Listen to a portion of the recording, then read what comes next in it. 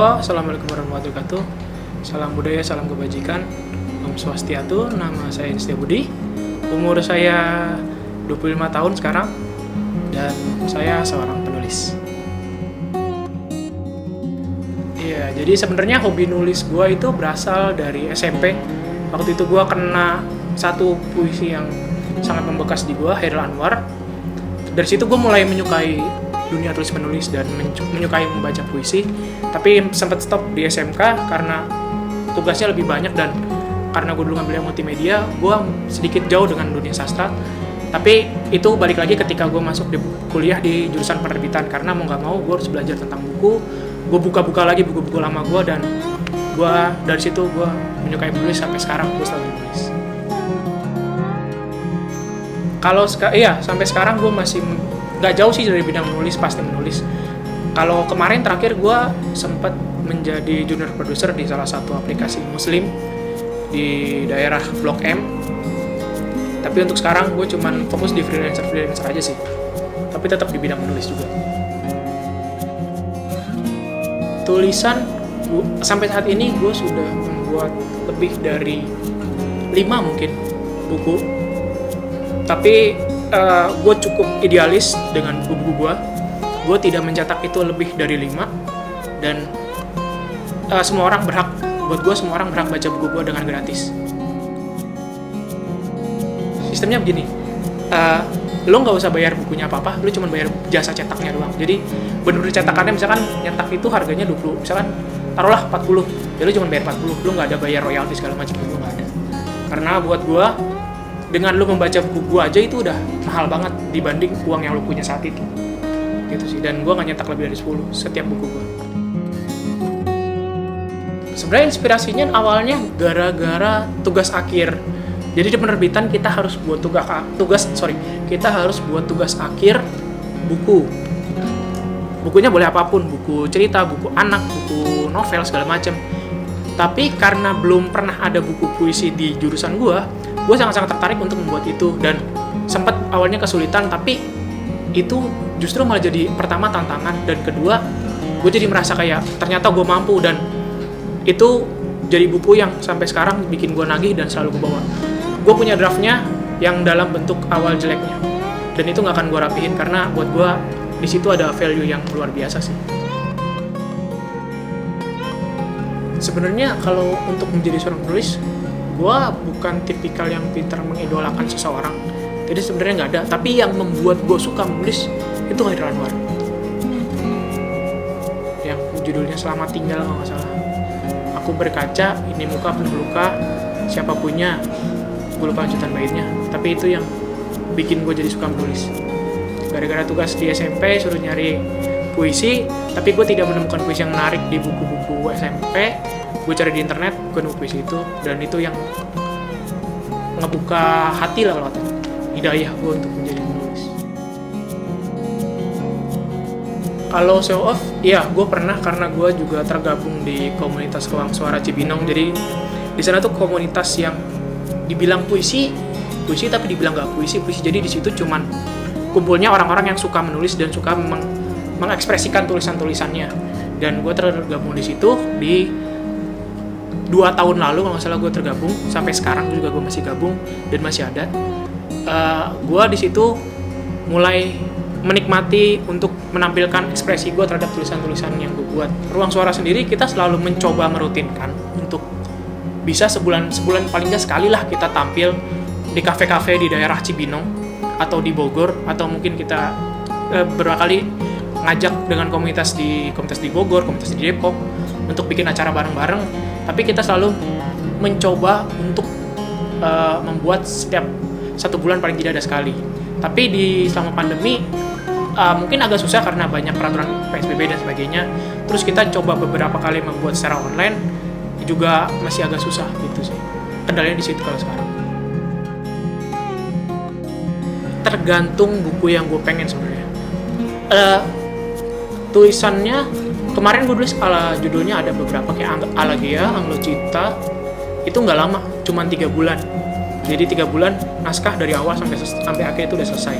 Tapi ada juga tulisan yang gue tulis hampir sekarang nyampe di angka 6 tahun. Nama bukunya Memeluk Kekasihku Nun. Itu mau hampir 6 tahun belum selesai. Dan baru selesai di Desember kemarin, dan itu belum gue rapihin. Itu buku yang paling lama yang gue buat, karena cukup idealisnya cukup tinggi di situ. Ini kelemahan gue nggak tahu sebenarnya genre apa.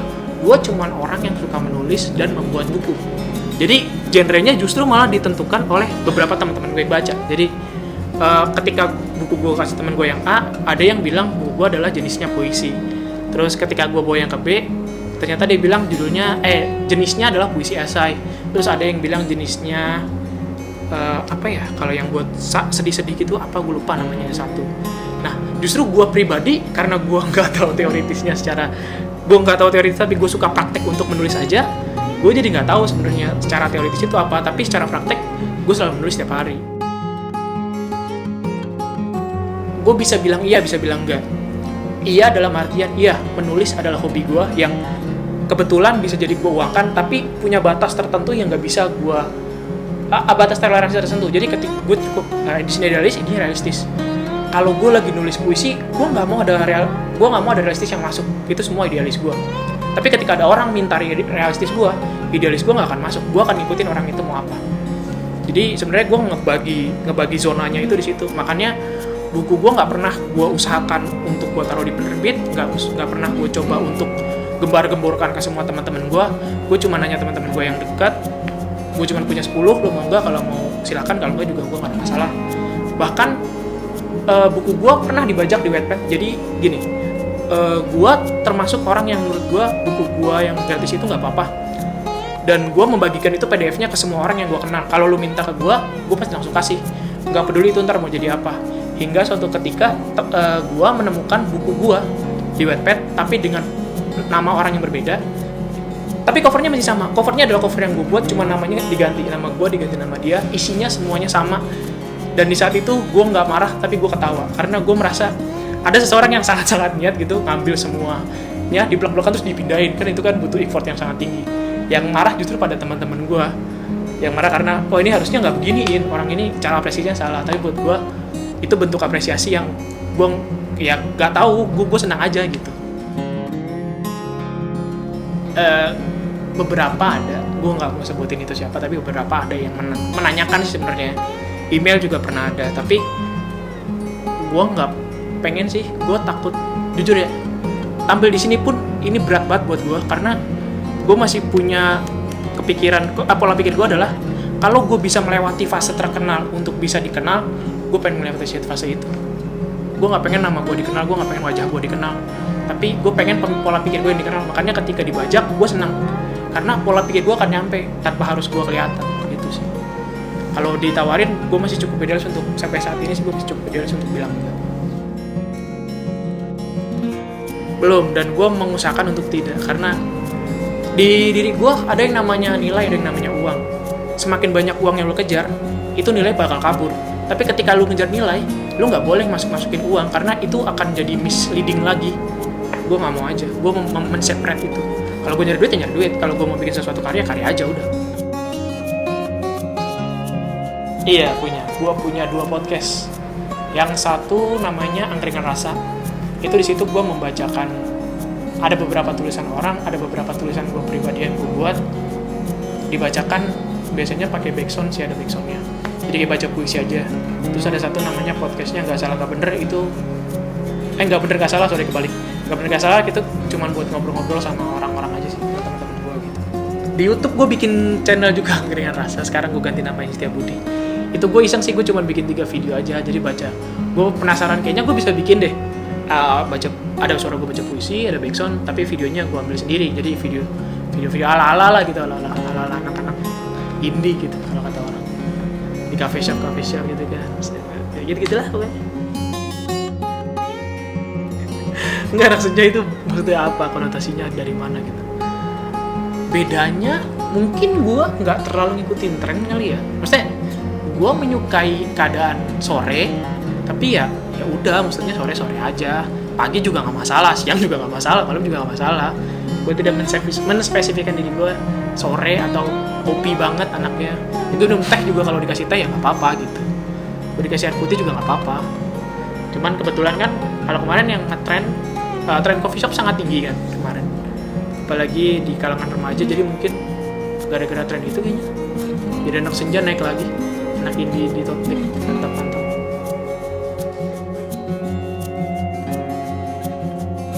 Ya kalau dia nggak tahu ya, kalau cuman pengen terlihat keren, gue nggak tahu sih sebenarnya. Kan tujuan orang beda-beda ya. Gue paling nggak bisa gue ngejudge orang sebenarnya.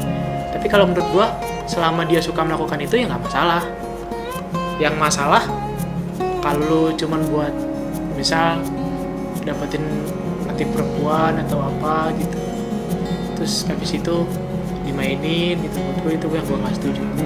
Tapi kalau emang lo mengungkapkan ekspresi lo ya nggak masalah sih.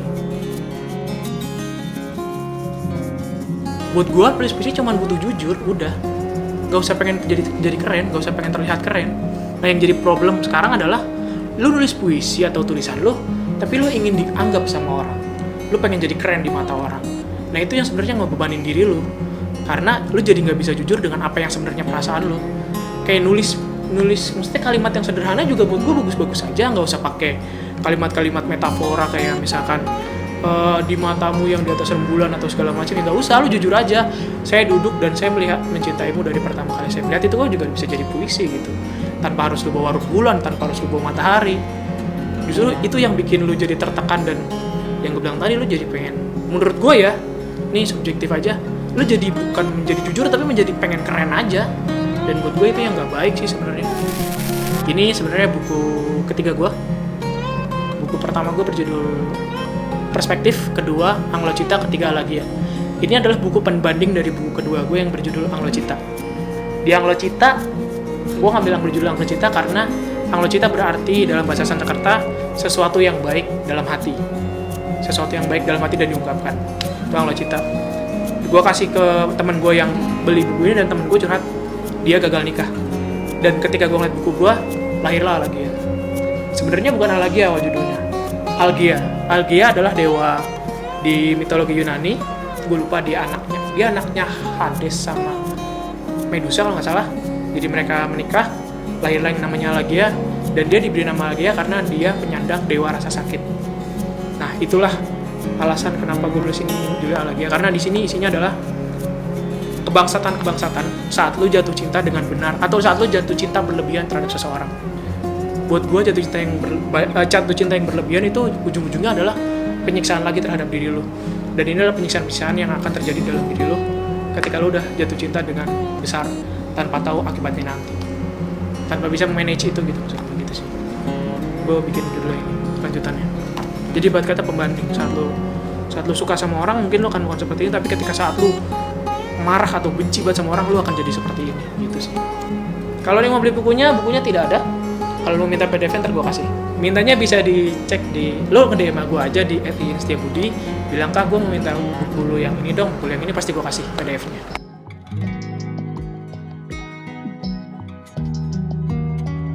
Dermaga tapi nggak ada mercusuar. Lu bisa menampung banyak, tapi lu tidak memandu orang untuk bisa sampai ke tempat itu.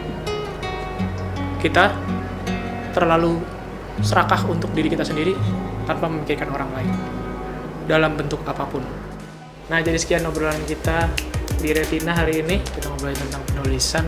Mungkin ya tadi buat podcast dan sebagainya macam. Saran gue buat lu semua, berkarya tidak harus terlihat keren. Lu cukup jadi diri lu. Lu bisa mengekspresikan apa yang lu pengen. Gak usah terlalu pedulin orang. Lu buat diri lu bahagia dengan apa yang lu suka. Dan buat gua, tetap semangat dalam berkarya, panjang umur karya. Dadah.